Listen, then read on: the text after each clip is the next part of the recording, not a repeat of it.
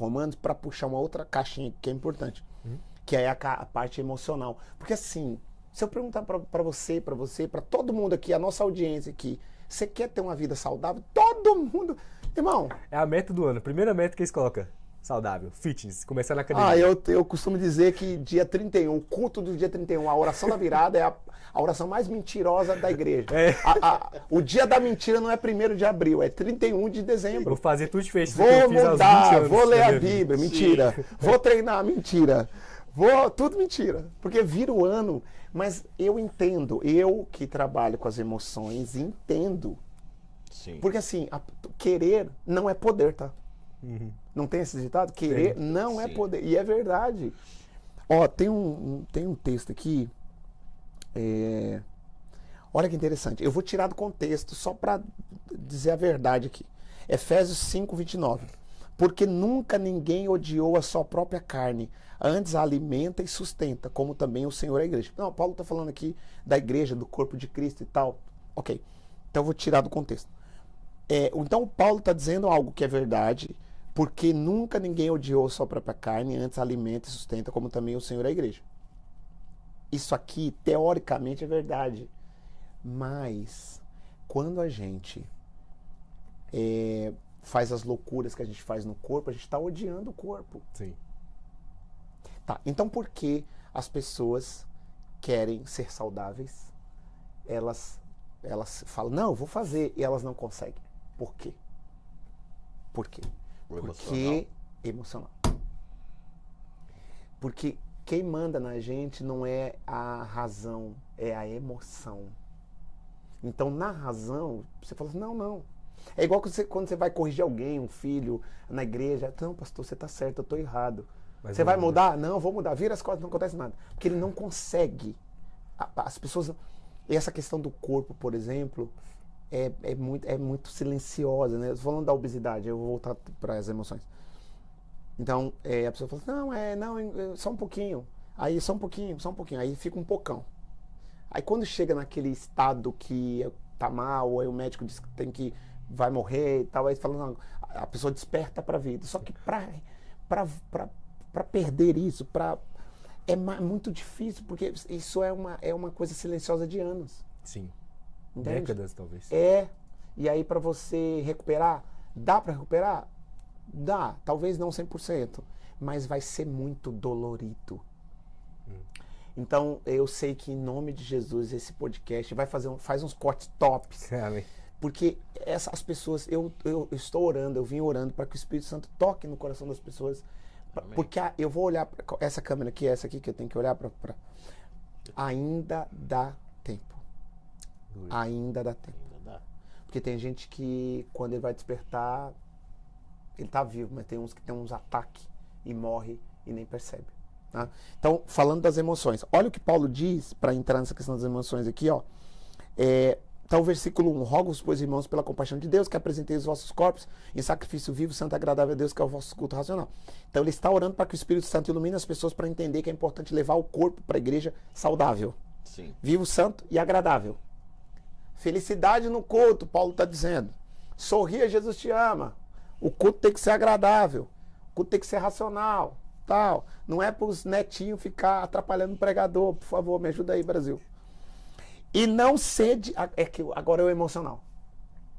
E não sede conformados com este mundo, mas sede transformados pela renovação da vossa mente, para que experimenteis qual seja a boa, agradável e perfeita vontade de Deus. Então, você só vai experimentar a boa, agradável e perfeita vontade de Deus, que é a vida abundante, se você não se conformar com o mundo, que é o pecado. E você for transformado pela renovação da mente. Então, nós somos programados desde a infância.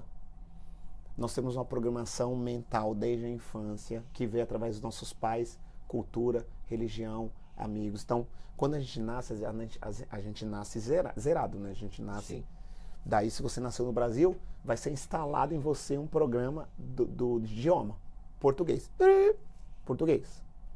Aí depois, seu pai era crente da Assembleia de Deus. Então, o chip da Assembleia de Deus. Esse chip da Assembleia de Deus é uma bênção. Colocaram esse chip em mim, é uma bênção. Aleluia. Então, colocaram o chip da Assembleia de Deus. Aí coloca o chip da cultura brasileira, que é misturada com a africana, europeia, as loucuras. E você cresce com essa configuração mental, mas calma. Dentro dessa configuração mental, você tem os traumas. Então, o bullying na escola, o bullying é uma coisa muito importante. Tem outra coisa muito importante, rejeição. A maior parte das pessoas foram rejeitadas. E a rejeição, ela vai trazer uma consequência para a vida adulta muito, às vezes, devastadora. Sim. Então, rejeição, né? Então, bullying, rejeição, abusos. E aí o abuso pode ser físico, né? A criança apanhava, o pai bêbado, o vizinho, o primo, sei lá. Então, abusos físicos, abusos sexuais, abusos emocionais e também palavrões e tal, né? Abandono, às vezes o pai foi embora, largou a mãe. E traumas, assim, por exemplo, o filho viu a mãe sendo traída pelo pai. Aí tem, além desses traumas, dos abusos, vai colocando tudo isso aí dentro da pessoa, imagine. Traumas, abusos, violências, bullying. Você está dentro de um contexto do país de pobreza. Eu vivi numa comunidade chamada Capão Redondo, zona sul de São Paulo. Tinha tráfico de drogas, tinha um monte de coisa. E lá, por exemplo, tinha essa questão do rico. Então, a gente era pobre e meu pai, as pessoas ali falavam muito mal de rico e polícia. Rico, sim. Polícia e político. Político não presta, polícia não presta e rico não presta. Então, isso também são bloqueios, são colocados dentro da sua mente. Então, você cresce com esses drives instalados. Uhum. E você fica com bloqueios, com crença sobre isso. E se você sofreu abuso e tal, aí também... Quando você cresce, você tem o comportamento norteado por essas crenças. E aí você tem gatilhos e o seu comportamento ele vai sendo direcionado por isso. Tá, mas o que isso tem a ver com o que a gente estava falando? Eu vou falar de comida. No Brasil, por exemplo, em qualquer lugar do mundo, mas no Brasil, isso é histórico também, a vida passa pela comida. Sim ou não? Sim. Então, a gente tinha a avó que fazia, lá se é o mineiro, a avó que fazia o doce de leite, que fazia a não sei o que e tal. Sim ou não? Então, dependendo de como... Grava essa, tá? Grava essa. Dependendo de como você viveu a sua infância, de crenças, de sua avó cuidou de você, sua mãe cuidou, sua mãe comia muito, sua mãe comia doce, seu pai comia doce, seu pai chegava toda tarde com um pirulito doce, instalou. Então, o açúcar para a pessoa, ela já é um vício, sim, mas tem uma conotação de uma memória afetiva. Então tem o doce da avó, o doce da mãe e o doce do pai. Sim. Entende? E tudo é comida. Então, a cultura é comida. Agora, pega essa. O pecado entrou no mundo através da comida, da boca. Eita. E agora? O Jacó, o Esaú, vendeu a sua primogenitura. Comida. Então, a questão da comida também, o diabo tentou Jesus oferecendo pão, porque isso também é histórico, cultural e emocional. Então, a comida é muito emocional. Os médicos, eu tenho alguns amigos médicos no Brasil que trabalham com saúde integrativa. Então, saúde integrativa, você vai lá, você está de sobrepeso, você vai lá na clínica deles. Eles não vão te atender só para passar lá o Monjaro, o irmão Jairo, que está um sucesso total. Uhum. Não. Ele tem lá o psicólogo, o psiquiatra, o nutrólogo, o nutricionista, porque ele quer entender a sua história. Então ele pega você desde o ventre, porque o que sua mãe comia quando você estava grávida? Gente, eu não vou abrir essas caixinhas, não, vou ficar até meia-noite falando. Até amanhã, né? Que aqui não tem horário. Mas o que eu estou dizendo é o seguinte, desde o ventre... Desde o que sua mãe comia. Então, às vezes você já tem uma herança, quando você já nasceu, você já tinha uma herança do açúcar. Entende? Sim. E aí, na sua cultura, dependendo da cultura da família e também dos traumas, porque a ansiedade tem muito a ver com a comida. A pessoa geralmente ansiosa, ela vai comer também. O açúcar também tem muito a ver com a questão emocional e hormonal. A mulher, quando está com o período menstrual, geralmente ela come açúcar, chocolate. A gente usa também para academia, depois de um dia estressante, no finalzinho a gente come um doce também, para recuperar, né, o emocional, a energia.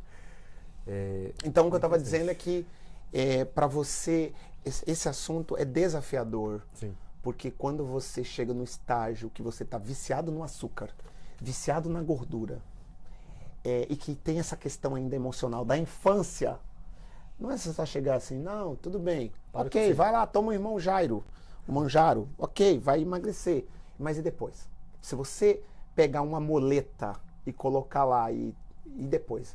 Então, tem uma questão importante aqui, que eu até escrevi aqui, que é o seguinte: existe o estilo de vida e o estilo de morte. Está diante de nós uma escolha, não é? Jeremias 21, 28. Este povo dirás, assim diz o Senhor, eis que põe diante de vós o caminho da vida e o caminho da morte. Então existe o estilo de vida, mas existe o estilo de morte. E nós precisamos escolher. Uma vez que a gente escolhe, vamos procurar um caminho sólido para superar. Por exemplo, eu não consigo sozinho superar as minhas questões emocionais. Sim. Dos traumas. Procura um terapeuta. Não pode ser, eu quero um cristão. Procura um terapeuta cristão. Fisicamente, eu não consigo sozinho. Procura um nutrólogo, um nutricionista, um personal trainer. Vai treinando com um amigo, procura Esse negócio de grupo funciona muito. Eu já fui corredor de rua, meu joelho está machucado agora. Eu creio que um dia eu vou voltar a correr. Amém. Então eu procurei grupos, eu tinha um amigo que eu ficava disputando com ele a corrida. E isso me dava ânimo para baixar meu tempo, isso. Então procura ajuda. Ninguém consegue sozinho. E procurar profissionais ou especialistas na área.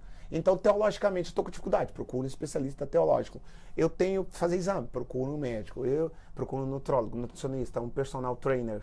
Entende? Se cercar de especialistas para que essas crenças sejam desconstruídas. Eu trabalho com reprogramação de crenças. Então, tudo que eu falei aqui da infância, hoje, olhe para mim, eu vou olhar lá. Hoje nós temos o poder de reprogramar essas crenças. Que bom que a nossa mãe fazia o docinho, mas mamãe, beijo seu coração, não quero mais seu docinho, não sou mais criança, eu sou adulto. Porque criança faz o que quer, adulto faz o que tem que ser feito. Exatamente. Então, Paulo diz, quando eu era menino, eu fazia coisa de menino. Mas agora eu cresci. Então, se uma comida me domina, eu preciso rever a minha vida. Eu tô com disfunção. Se um refrigerante, um doce, quando eu vejo doce eu começo a tremer. Você está viciado. Muito. E o vício é pecado. O vício é pecado. Eu não consigo, então busca um tratamento. Sim. Fala aí, Vasco, que eu estou falando muito.